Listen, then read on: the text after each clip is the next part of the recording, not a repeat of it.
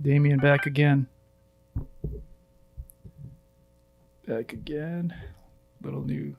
Slightly new setup. Feels Same old nice. bullshit. Same day, different scene or side. I don't know. Side. Side. It is a new side. Feels good to be back a week later. Thank you for having me.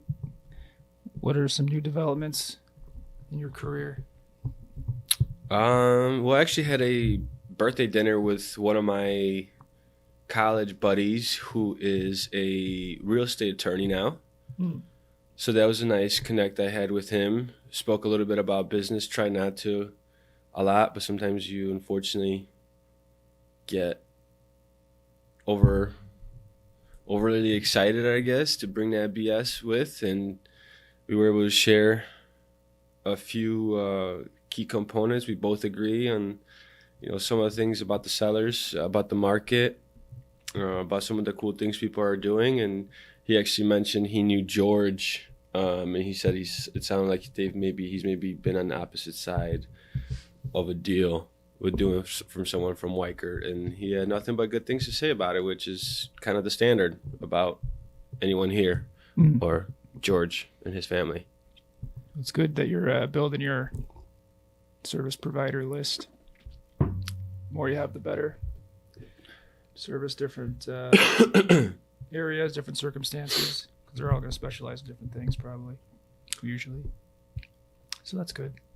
Yeah, and it helps that he's one of my good friends, so it's always someone that you could rely for an honest, straightforward answer, opinion, professional opinion, whatever you want to call it. Definitely does help, and if he's only a text away, that much easier, quicker to access. So it's great. That's good. Yeah, Glad to hear it. absolutely. Just podcasting's kind of weird, huh? Like, I don't know. Just as I'm setting all this shit up, I'm just like, how much it fucking takes to just have a couple people talk to each other in a room so other people could hear it. Well, I think if you find the right people, it will get easier. I think right now we just don't have people lining up. Our office is a little bit elder generation that don't really believe in this kind of stuff or aren't comfortable with this kind of stuff. But unfortunately, people do want to hear everyday stories, real life examples, and see people real, which, right now everything's not scripted, off the cuff, Saturday morning. And I think that's what it's about. Yeah. I think it'll get easier. Don't get tough on yourself. Don't quit yet, Gino. I don't know. We're 2 weeks in. I know. It's already getting hard, so we probably should quit. That's everyone's mentality in real estate, though, right? Mm-hmm. I didn't close that first one. I didn't have anyone in 2 months. I'm done. It sucks. Yeah. Being a follower as I am, probably should just fall in line, right? I don't know. Oh, man. What's going on in the outside world? Been just in my cave all week, as usual. What's going on in the outside world? They had the Kobe's, remembering Kobe game yesterday. Kobe died. That's so fucked.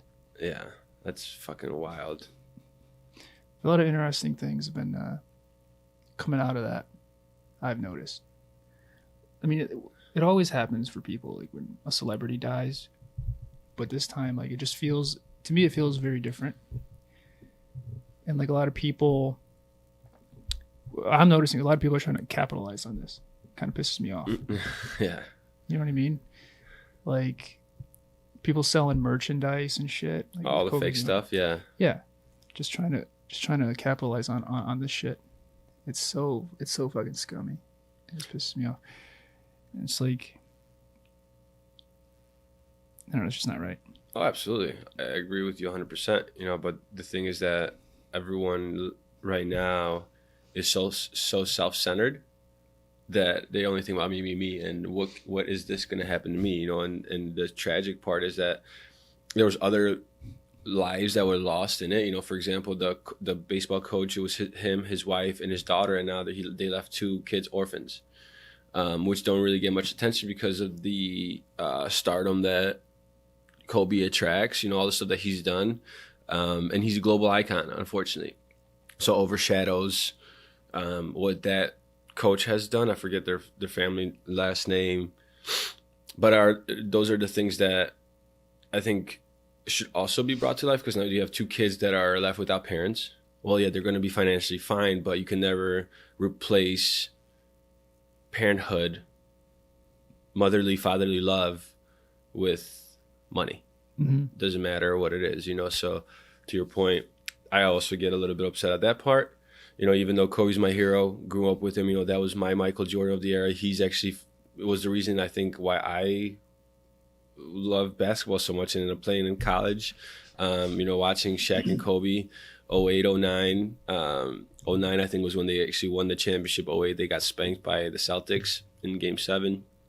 But we've known, and I think personally, because of social media started taking off at that time, we felt like we were closer to him because we knew a lot more about him. We saw him go through his, you know, domestic violence case. Or not domestic violence, but it was whatever, sexual assault, whatever the case was, you know. So we learned and saw a lot of different sides of him, and we felt like we knew him, you know. So when he, at 48, 41, he's gone, you know, you start kind of appreciating the little things and understand that, you know, it doesn't matter, you know, how much money you have. His net worth's like $600 million. Tomorrow is not promised today. And I think if we live with that mentality and are just better humans individually, the world will be a better place. But not everyone thinks that way, unfortunately. Kobe was a symbol. Yes, he was one of the best ball players of all time, but he was special for a lot of other reasons. And that's stuff that I'm going to remember him for. Okay, like we all know about the Mamba mentality. We all know his attitude towards competition and his ability to remain unwavering, and, you know,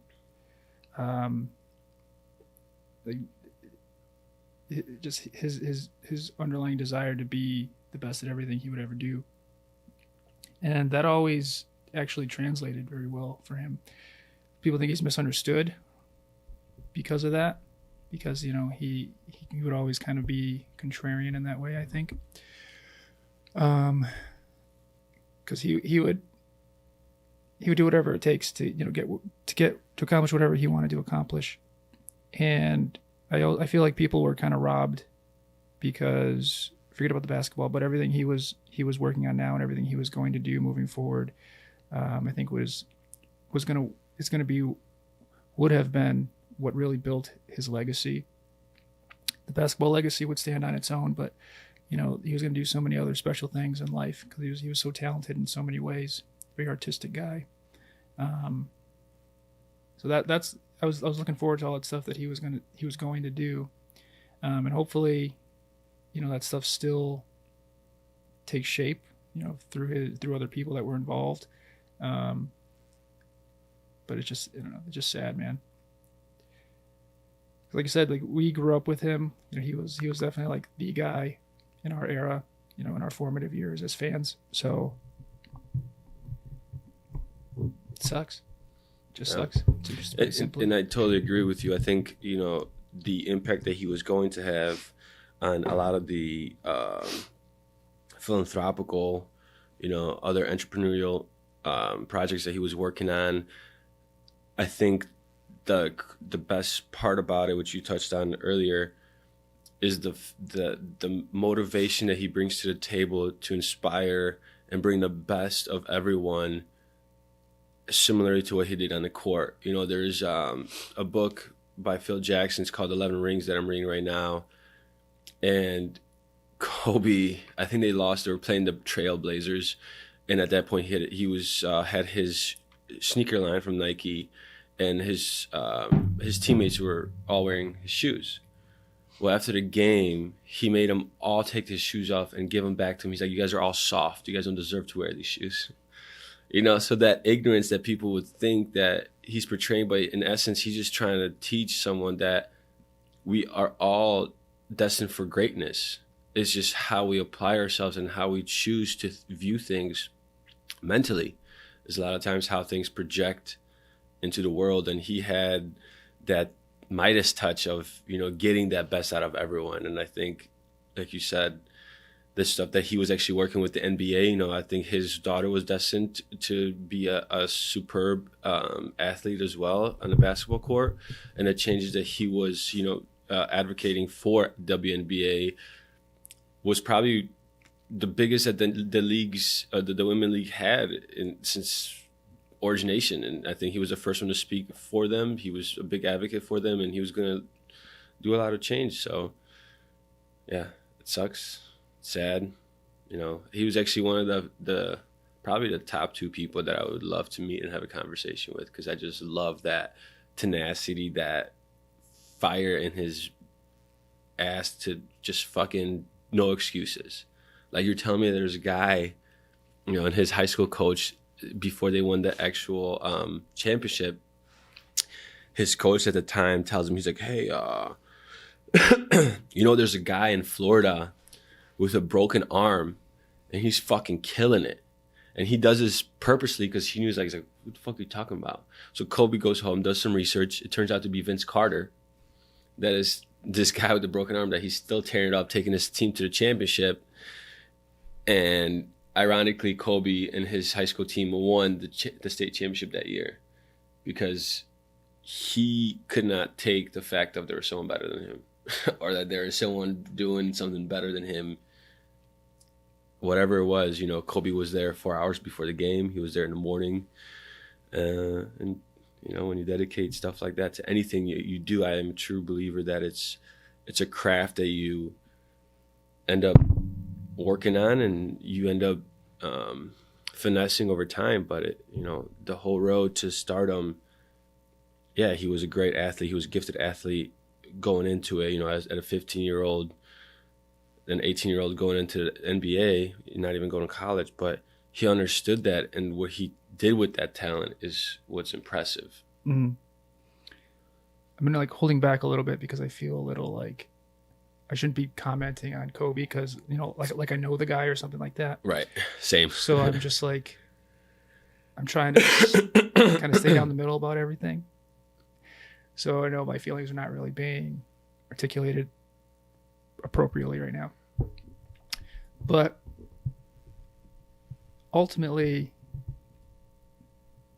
now that we've been seeing the outpour of emotions from people and, you know, the support and all that stuff, it sort of instills hope in me in a way, because you can see how much your efforts can affect people, bottom line. And like I said at the beginning, people know him from playing basketball, but I don't think that's why people are so torn up about this tragedy. Okay, because a lot of people play basketball, a lot of people pass away, but it's really how the guy lived life. And if people can apply, you know, 1,000th of that effort to their lives, they can make an impact. Maybe not as big, but you can still affect change. You can still affect people on, you know, a very meaningful scale, meaningful level.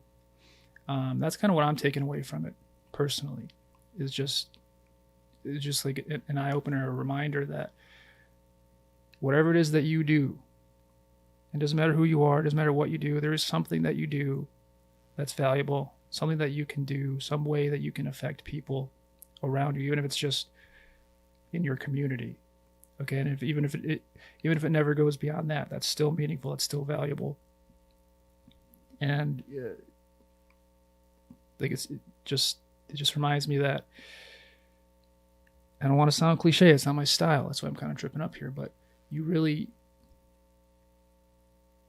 can't keep wasting your time if you feel like you're wasting your time, if you feel stuck, if you feel like you're not where you want to be, you're not applying your talents, you can. Like, bottom line, you can. You could just not feel that way anymore and just do it, right? I was just about to say, what's the Nike slogan?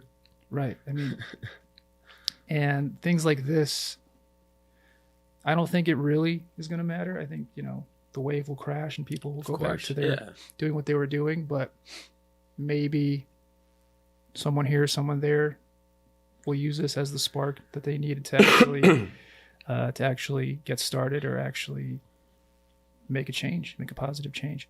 So that's how I'm trying to use this. And I think that's the right way to do it. I think, to your point, if we stop worrying about everyone else, and this is kind of how, we started with these podcasts. Let's just start doing it, and see what happens. Does it matter if no one watches this? Whatever. We still did something that we wanted to do, we believed in, and hopefully we can make an impact. Hopefully we can inspire someone else. And obviously we don't have the platform yet, but I think you have to start small. You have to start when no one's watching. That's the biggest thing. Not everyone is a celebrity overnight. Yeah, there's instances where, you do one show or something, boom, you're this hero. But no one grows a company from 0 to 100 million. No one creates a brand from not known to being as strong as Apple or Coca-Cola. You just have to do the little things when no one's watching. And when you start within your circle, within your family, within your friends, expand to your community, expand to your city, expand to your state, and then you could go nationwide, global, et cetera, et cetera. But you're relevant.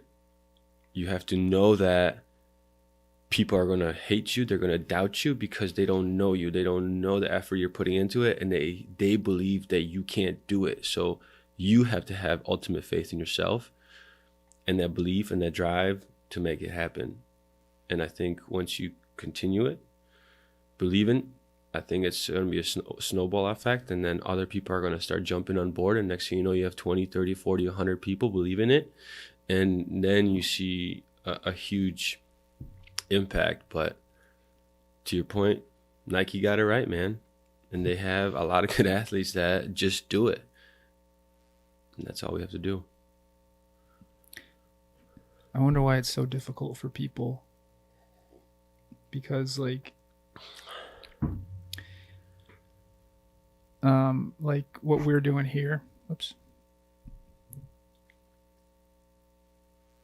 we want to see these efforts stand on their own, meaning we want to do a podcast. We want to reap some sort of result from it right away. Of course. So we want like a cause and effect type of thing, but really it doesn't work that way. Okay, that's what I'm getting at. But not many people can show up every day knowing on day one that all the stuff they're doing is going to get them nowhere for a while. Absolutely. A year, 2 years, whatever it may be. Okay, so how many people can show up, put in effort, when they know it's not going to get them anything? And so, once you do a couple things and it's not working, or you're not getting any result, it is working because it's serving its purpose, but you're not getting any direct results right away. So you think it's not working, so you quit. Like the mentality I have when I come in to do this or do any social media stuff or any marketing stuff is, yeah, I'm going to do it for 2 years and no one's ever going to see it. No one's ever going to hear it. Even no matter how good this stuff is, no matter how profound I may come off at times. Although most of the time I sound like this monotone moron. I know that. This emotionless asshole. Yeah. Hey, at least I'm being myself. I'm not trying to fake it for anybody. Absolutely. So there's value in that statement alone. Exactly. But 100%. It's like it's I don't know what the word is, but it's a tough thing to wrap your head around, knowing that you're going to get nothing out of this for 2 years, let's say. But then the only reason you started getting anything in year 3 was because you were doing this for 2 years. So I don't know. To me, that's one of the things that really derails people, because they look at it as like a transaction. I do this, this case, I do a podcast, or I put out one ad on Facebook, and I get all the clients that I want. It just, you know what I mean? It doesn't work like that. Right. So it's mindset. That's it. And I normally don't like to talk about that type of stuff because it sounds very cliche. It's very open-ended. It's very general, and it's like, it's dangerous. I don't ever like to I don't ever like to have that kind of message in stuff I do, because it's not fake. It's true most of the time, but it's also like, it's too general to matter to me a lot of times. Because like, okay, you just have to do the work. Okay, what does that mean? You know, like, what work? How do I do it? You got to be tactical about the stuff you're doing. You can't just always be about motivation. You know what I mean? So you have to keep yourself motivated somehow, right? Of course. Oh, got a guest coming in. Pause. Hello. Yeah, what's up? We're good. Call me later. Okay, cool. But I think you touched on something that actually I was going to ask you. What was my follow-up question that you didn't even let me ask you, which I love, because I strongly believe the same thing, and actually got into an argument with my buddy yesterday in regards to this, and you hit it on the head, is mindset. Why are some people able to do it and others can't? You know, the mindset that we get instilled through social media, marketing, and everything like that is a false way of, I was born and now I'm a uber successful Oscar-winning actor. Well, no. How many times did I practice those monologues? How many times did I get rejected at all these auditions? Said no, went home crying because you weren't, just like, what? Laughed at. Who is this guy? Get the fuck out of here. You're not even ready. Why don't you dress differently? You know, all these different things that go play into it. So the whole cliche of the road to success that people envision is a straight line, where in reality, it's like you start here and all of a sudden you go to the left and you fuck up, and it's like, okay, so that fuck up isn't a failure. That's why I hate when people say it's a failure. No, it's an experiment. So once you learn from the experiment, you go back to start point and you say, okay, well, that didn't work, so let me try a different way. So, and then next thing you take a step forward, and you take a step forward. Next thing you try again, and now you fail to the right. Again, failure. But no, it's an experiment. You learn from that. And as long as you keep that mindset that this is a road of experiments that are going to teach me things, because that's the only way we're going to learn. We learn through experiences, through experiments. Mm-hmm. And if the more we learn, the more we experiment, the more we get acquainted with different processes, with how things work, with how the world works. And then our expectations become more realistic to what our goal is towards attaining that. And then we start getting mentally tougher, because we start getting punished and bruised and punched in the fucking nuts every step of the way. And next thing you know, it's like, okay, you know what? That's not that bad. Now you're getting a tougher skin, and you feel like you're not entitled to so many things because you're not worth a damn. You know, one of my favorite quotes by Charlie Munger, which is actually an advisor of Warren Buffett and one of his best friends, who he actually freaking, I think, harassed for years to join him out of California, because he was an attorney there, to be like, hey, come to Omaha, we're going to start this thing, this hedge fund. And he finally did convince him. But he says, the world is not a crazy enough place to reward a bunch of undeserving people. Mm-hmm. And all he's saying is that until you work, until you read 500 pages a day like Warren Buffett does, until you ingrain and created a lifestyle, if this is your passion, you have to live, breathe, and believe that the outcome's going to eventually come, even if everyone today, tomorrow, next year are going to be like, this guy's an idiot, he doesn't know what the fuck he's talking about, woo woo. Next thing you know, year 3, like you said, you're a fucking genius. Yep. Well, it didn't happen just like in 3 days. Yep.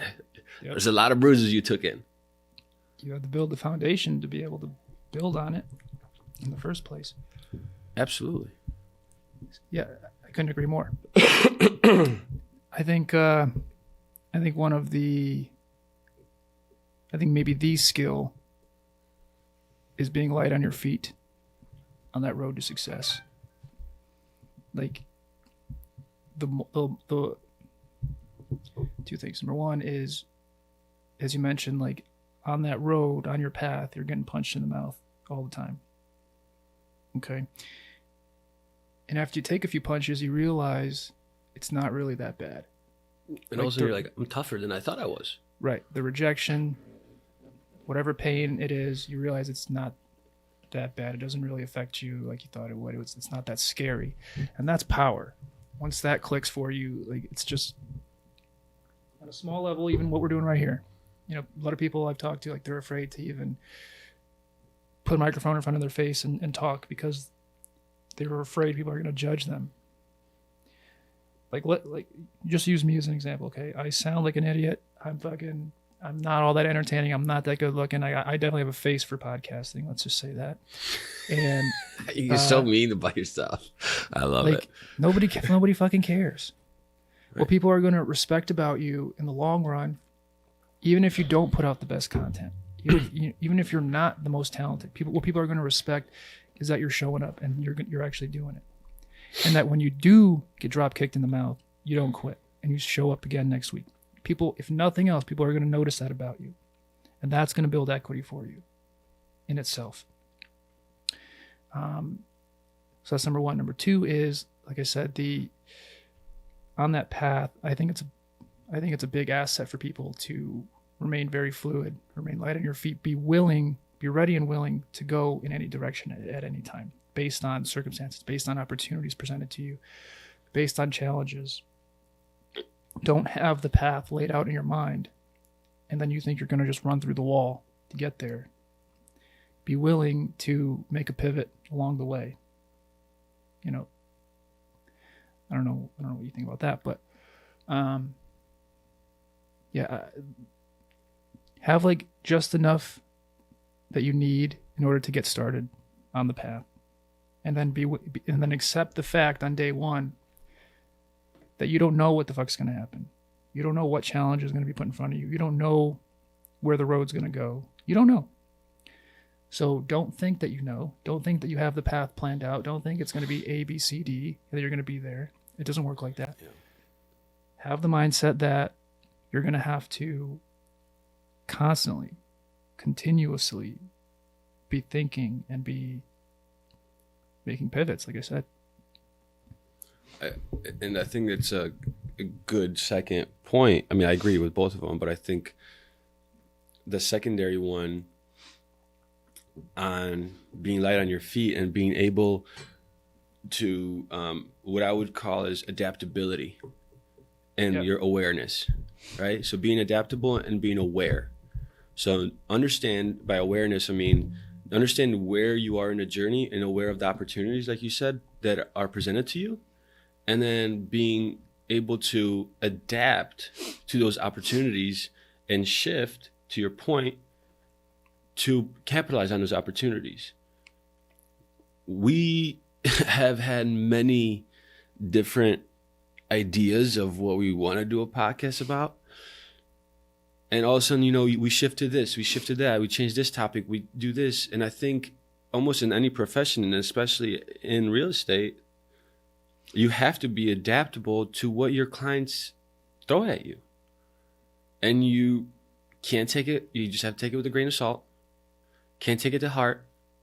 Have to understand that, you know, it is what it is. That's how they feel. Maybe it's nothing personal. Maybe it is something personal, but who cares? That one person shouldn't decide your life. There's people that actually care about you.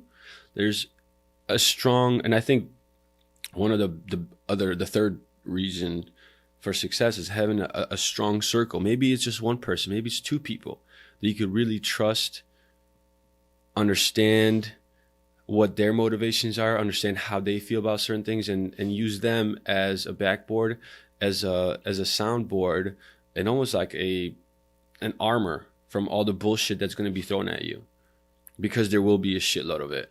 You know, someone that, for example, myself, you know, being an immigrant coming from Poland, not knowing the language, simply just knowing hi and fuck you was, yeah, right. And was an eye opener of how much there is in the world, but also how irrelevant you are in the world, and how people don't really give a fuck. And anywhere you go, they're going to try to bring you down. That's number one. People, try to belittle someone because of sometimes jealousy of what you're doing. And I think you alluded to this on the last podcast, that they're just jealous that you're doing something that they would love to do, but they don't have enough discipline and willpower to do it. Mm-hmm. You're not special. And you're not exempt. Nobody is. Yeah. Like when people realize that they're not special, I think that's power. Okay, you may have talent, you may have abilities other people don't have, but you most likely there's nothing that you can do that I can't do if I wanted to, vice versa. Athletics, we're not going to talk about athletics. I think they stand on their own. Right. There's a little bit of There's birth, ability. Yeah, there's innate physical prowess. It's not stuff you can really teach people. So, but outside of that in life, there's generally nothing that you're more capable of accomplishing than I am, or vice versa. So that combined with the fact that in the grand scheme of life, in the world, like you said, you're not special. You're irrelevant like everyone else. Doesn't matter if you're a celebrity, doesn't matter who you are. You're not special. No, not at all. Like good and bad, right? Like how am I trying to, like, what am I trying to say? People are gonna say, well, yeah, you're special, you have talent. Like, I'm special. I have certain talents that, I can stand on and I can use. They're like tools I can use that I'm better at than other people. That's not really what I mean. Okay, what I'm talking about is like capability. And you may, if we want to get to the same destination, you may just get there a different way. You may use different vehicles to get there than I do. But either way, we can both get there. Sure. Maybe, because I don't have an example, that's why I'm kind of tripping up, but like maybe if it's like you're just more talented at this thing, right? So you can just show up and you can be better than most people in the room. Okay, that might carry you through. Maybe I'm not as good, but maybe I work harder than you. For sure. So I play the volume game. I show up more than you. Right. So I create more opportunities than you. Maybe you only need one opportunity because you're just the best, but maybe I need 10 opportunities. I can still get there. Maybe I have to work harder, work longer, whatever the case may be. We can just get there in different ways. That's what I'm getting at here. And every single person has something or a collection of things that they can use, tools they can use, things that they're better at than the next person. There's countless examples, right? Like maybe I'm just a better communicator than you. But I don't know, you look better than me on camera. So people pick you. Right? Like, yeah. I don't know. I think, like you said, I think we're all special in our own ways, but does not mean that you are better than me in any sort of way or should have given better circumstances, because at the end of the day, I think we're all human. So whatever race, nationality, shape, form you are, we're all equal on that platform. But to your point, we have different skill sets that raise our abilities, but then you can do things, like you said, to elevate certain things individually that could level you up, right? Mm-hmm. We all have one thing that we do. Everyone, doesn't matter where you are, we all have 24 hours in a day. But so if I choose, and just like you said, if I choose to wake up at 6 and you choose to wake up at 8, and I start working for the 2 extra hours, that's 14 hours a week. That translates to like something like 600 hours extra a year. Mm-hmm. That I have been working longer on my craft. So it doesn't matter how much ahead of you started, I am inching over that year, which brings us back to what we said originally. It's not it's a marathon, not a sprint. Mm-hmm. It's not over 2 weeks. It's over 2 years. It's over 20 years. Right. That those 2 hours every single day will all of a sudden make you look like the master.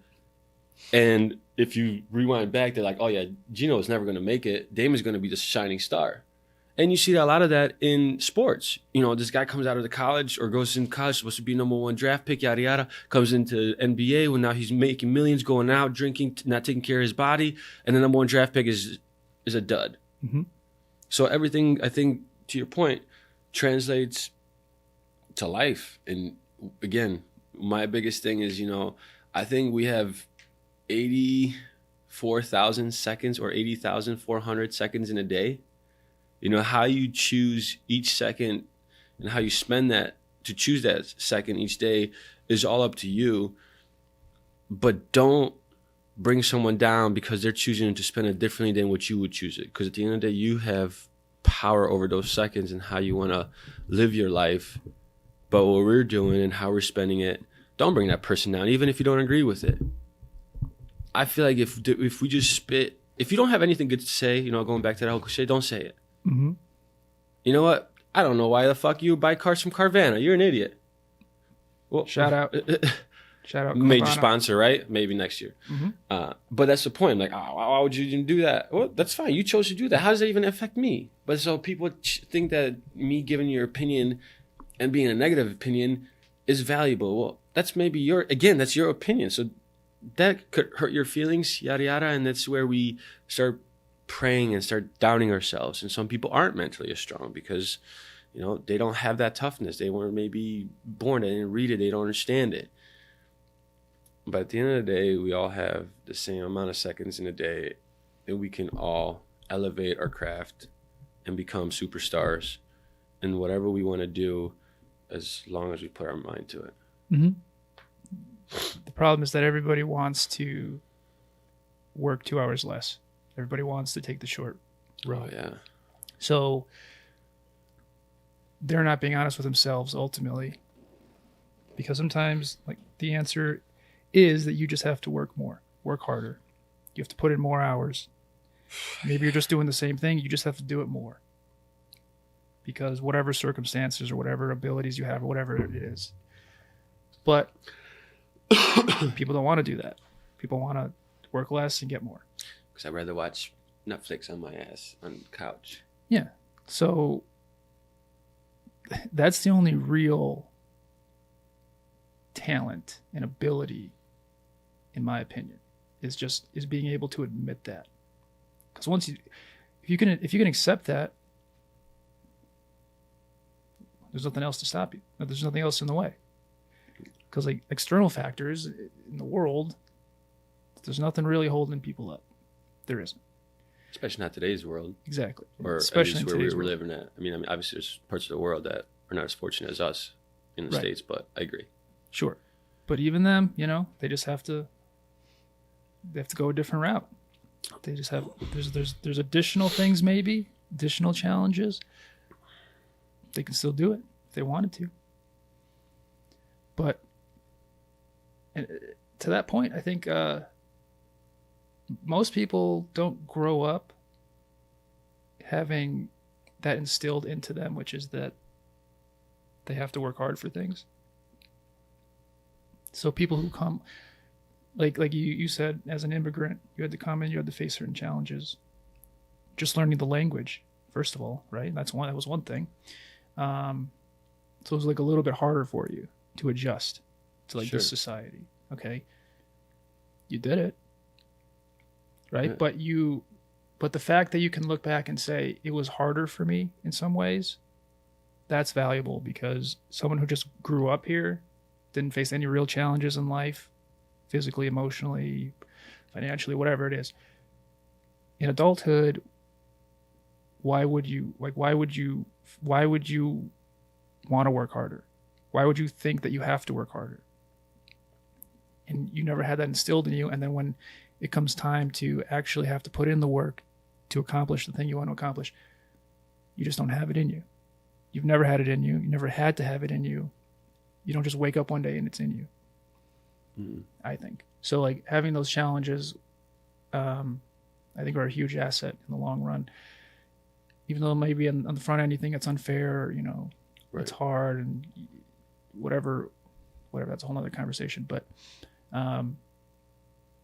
I would rather grow up in a tough environment and have to face, big challenges. So things that teaches you translates over into your life, translates into how you're going to treat people around you, and translate into how you're going to treat yourself. It translates into how you're going to operate your business, and probably I imagine like if I'm sure people have broken it down, but you'd see that real winners in life mostly have come from challenging backgrounds in some way or another. Most people don't. I see that as a good thing in our country. I'll say most people don't. So sounds like a good thing, but those are people that are just going to live kind of average, down the middle lives. Nothing wrong with that if you're happy. Happiness is always the game. It's not about money or whatever. It's about being happy. So I think, but it's the people who say they want something, right, and then they don't do it. They don't do what they need to do to get it. Okay, you might be happy being a lazy lump of shit that just sits around all day watching Netflix. If you are, nothing wrong with it. I envy you, first of all. But I choose not to spend my time like that either. Right.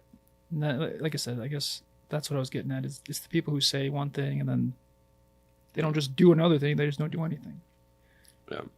So. And I think you brought it full circle with having realistic expectations to the amount of effort you put into your craft, whatever that craft may be. I, for once, thought I was going to be a D1 basketball player. And I was putting in a lot of work, after practice in high school. I would stay at the gym, hit the weights, come do some more drills, and eventually I got better and was able to start in varsity and go to college and play D3 and nothing crazy. But growing up, I would never think that I was going to even play D1 basketball. But so the hard work that no one was watching had translated to a little bit more advantage that I got later on in life. And just like you're saying, I can't expect to be a millionaire on an average 9 to 5 effort. Mm-hmm. And there's, again, like you said, there's a garbage man out there who's the happiest man to ever live. And that's okay. But don't tell me that you want to do great things and all you do is go to your job, which obviously there's cost of living, so that's how we survive. But when you do get home, you have to grind. You have to follow that passion. You have to put in extra work. Your weekends are not about getting fucked up, going out with your friends and doing drugs. Yeah, maybe you do that maybe one weekend out of the month, but because I think there needs to be balance with happiness and what you do and how you relax, and so you don't overburn yourself. But those are the days that you have to take advantage of to pursue your craft, to pursue your passion. And if you don't do that, don't tell me, like you said, that you're going to be XYZ, you're going to be the next big thing, you're going to, create a big company or change the world or change the status where you haven't put any hours into it. Because at the end of the day, there's some people out there, that are doing it sleeplessly, that are working every single weekend on it, every single night. They come home, wake up at 6, go to do their job because they have to pay bills, pay the mortgage, put food on the table. And then after that, maybe they take a little bit of nap, but then they wake up and then they stay up and grind for an extra 3 hours a day to work on that. Yep. That's how you get ahead. And that's how you could then you could tell me, oh shit, you know what? For the past 2 years, this guy's been fucking on it. He attended 6 seminars. He read 20 books. He went to networking events. He changed this and that. Those are the things that will over time create the momentum that you need. And I think as we grow up, we start seeing that, and some people see that too late. Some people think that they should have done it. Now they don't have the time because now they have families and they have kids and they don't have the freedom and the luxury to take that bigger risk. But I think there's a time and a place for everyone at any point of their life. They just have to choose and decide what is that is really important to them. Because if it is your family and you say, you know what, I don't care, I'm going to grind for the next 20 years, get my pension, retire, and all I care is that my kids are healthy, I'm able to provide for them and I'm living for my kids, that's okay. I hope everyone's living for their kids and for their offsprings, because I think that's the best love and the best legacy that we could leave behind once we're gone from this earth. But again, I want to spend that time with my kids, with my family, with my friends here, doing things that I love, creating those memories that will last a lifetime while I'm still young, not while I'm 60 years old and then I can't move anymore. So I think it takes time, but I think it's never too late to start going after it. You just have to, going back to how we started this podcast, you just have to make a choice. You have to just set your mind to it. Alpha Minds, baby. Next podcast coming soon. That's it. Okay, so bottom line, everyone's lazy, everyone's a loser, no one's going to get what they want in life. And here's Gino. Here's the real Gino, everyone. Here he is. If you're listening, you're probably a lazy fuck. Sitting on your So ass stop right fucking now. listening to us. You're probably going to be a failure in life. You're probably going to live some average down the middle existence, being miserable. And you're going to die and no one's going to remember you ever existed. That's the truth. It's an option. Well, history tells us. History tells us different. And that's it. Yeah, like I said, I think it all starts up here. Yes, there's things that we can do to change this. It's harder than it is, than people make it seem sometimes. Don't get me wrong. Mental disorders are real. Anxiety is real. But it could all be overcome. And again, it's all how we view things mentally. One step at a time. Bottom line, you can do it, but you probably won't. Peace.